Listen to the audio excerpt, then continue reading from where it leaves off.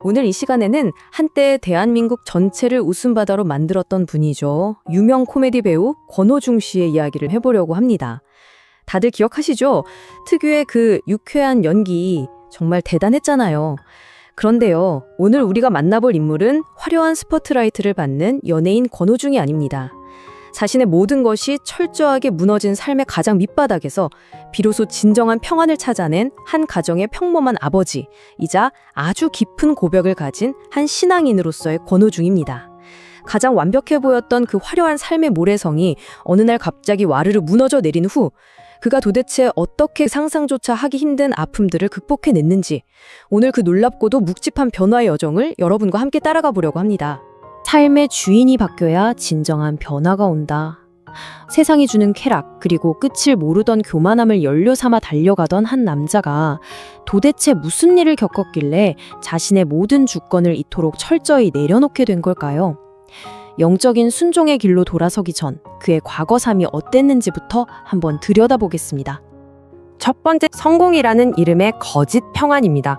세상의 명성과 쾌락에 잔뜩 취해 있던 시절이죠. 시간을 좀 거슬러 올라가 보죠. 1992년 권오중 씨는 서태지와 아이들의 안무를 맡으면서 동시에 뮤지컬 배우로 아주 화려하게 데뷔합니다.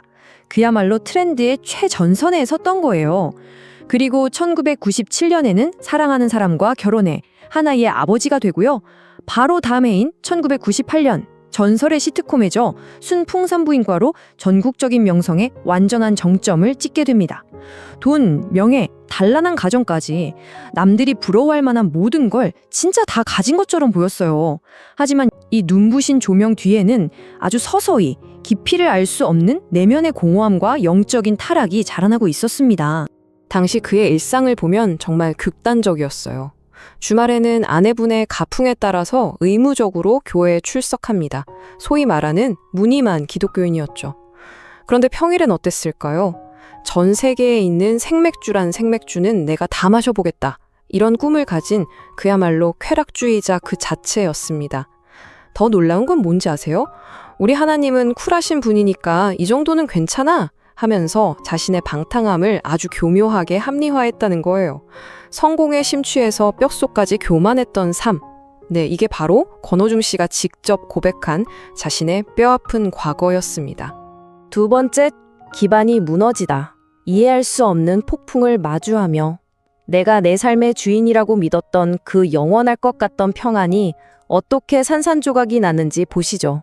한 아버지의 억장을 완전히 무너뜨리는 너무나도 가혹한 현실이 찾아옵니다.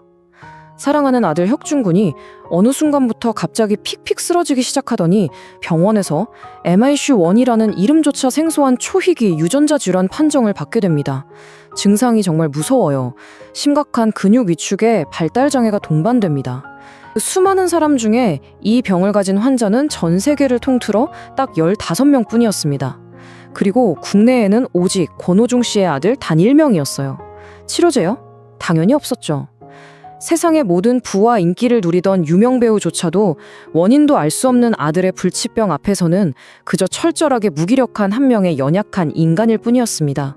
그런데 진짜 고통은 거기서 끝이 아니었습니다.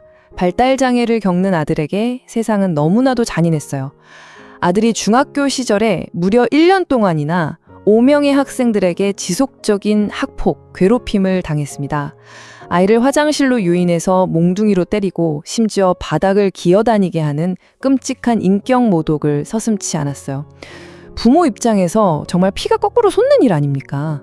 그런데 더 기가 막힌 건 그 주동자가 자기 학적부에 기록이 남는 걸 피하려고 스스로 다른 학교로 전학을 가버렸다는 겁니다.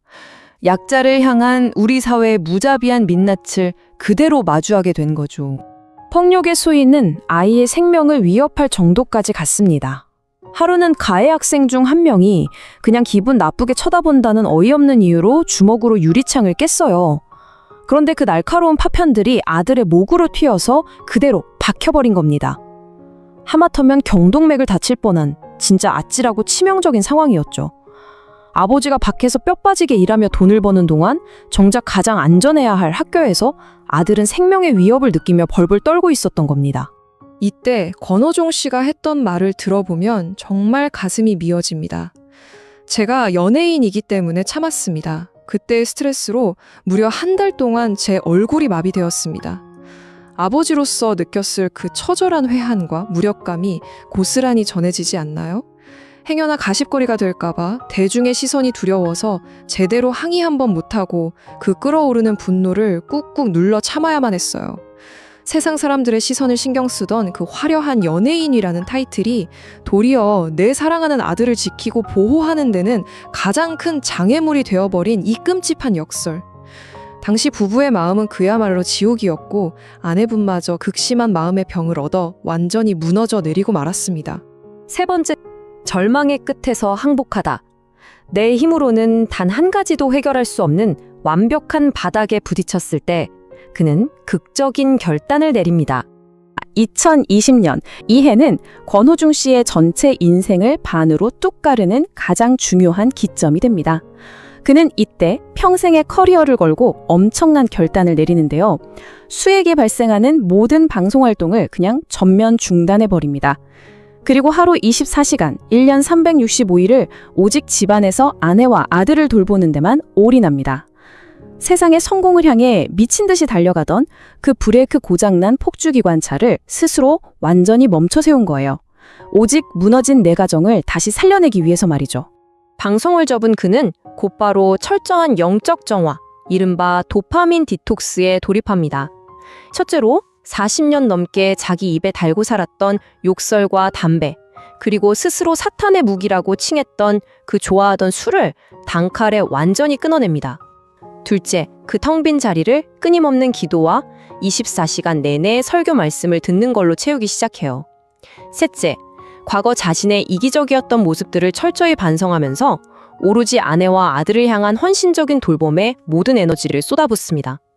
이건 단순한 습관 고치기 정도가 아니었어요. 과거의 세속적인 중독들과 완전히 180도 단절하겠다는 처절한 몸부림이었습니다. 그렇게 절망의 끝자락에서 매일매일 부르짖던 어느 날이었습니다. 그는 마침내 마음속 깊은 곳에서 울려 퍼지는 한 음성을 듣게 됩니다. 오중아, 넌 내 아들이다. 내가 너를 사랑한다. 사실 당시 그는 견디기 힘든 고통에 스스로 목숨을 끊으라는 사탄의 속삭임에 끊임없이 시달리고 있었거든요. 그런 벼랑 끝에서 들려온 이 따뜻한 위로의 한마디는 얼어붙었던 그의 영혼을 단숨에 녹여버렸습니다. 비로소 그는 과거의 모든 교만을 눈물로 회개하고 삶의 운전대를 온전히 내어드린 진짜 신앙인으로 거듭나게 된 겁니다. 마지막 네 번째 이야기입니다. 고난이 빚어낸 기적. 그 깊은 수렁에서 그가 발견한 궁극적인 축복이 과연 무엇인지 한번 들어보시죠. 회심 이후 지금 그의 삶은 완전히 새로운 궤도 위를 달리고 있습니다. 이제 그의 일상은 나눔과 섬김, 딱 그 자체예요. 아들과 같은 아픔을 가진 장애인들을 더 실질적으로 돕고 싶어서 무려 사회복지사 석사 학위까지 취득했고요. 아프리카 케냐로 직접 날아가서 기독교 영화 제작에 참여하기도 하고 지금도 각종 NGO 홍보대사로 쉴 새 없이 뛰고 있습니다. 근데 제가 보기에 제일 감동적인 건 이거예요. 과거엔 노래 부르는 걸 그렇게 질색하고 싫어했다던 분이 오직 아들의 소원을 들어주려고 유튜브 채널에서 환하게 웃으면서 아들과 함께 찬양을 부릅니다. 화려한 무대의 조명 대신 가장 낮고 소박한 곳을 택한 아름다운 헌신이죠.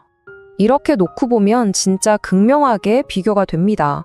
과거의 권호중 씨는 세상에 온갖 쾌락을 쫓는 잘 나가는 스타였지만 마음 한구석에는 늘 원인을 알 수 없는 텅 빈 공허함과 불안감이 도사리고 있었잖아요. 하지만 현재의 그는 어떤가요?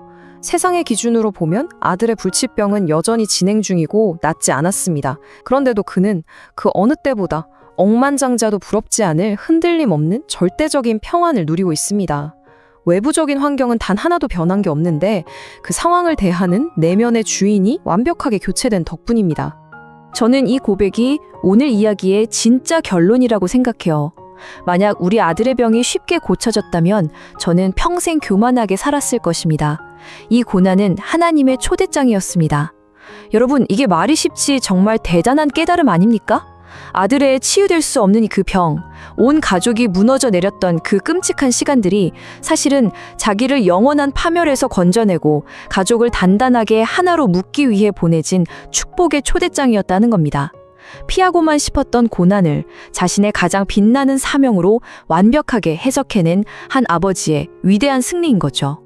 오늘 이야기를 마무리하면서 여러분께 한 가지 여쭤보고 싶습니다. 혹시 지금 끝이 보이지 않는 거센 폭풍우 한가운데 홀로 서 계신 분이 있나요?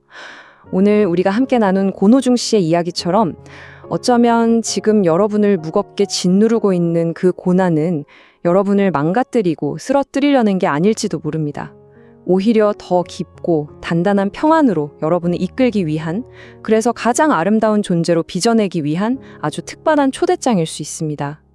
여러분의 삶에 찾아온 그 아픈 고난은 과연 여러분을 어떤 새로운 모습으로 거듭나게 하려는 초대장일까요? 오늘 하루 이 질문을 가슴 깊이 한번 품어보시길 바라면서 이 시간 마치겠습니다. 지금까지 함께 해주셔서 진심으로 감사합니다.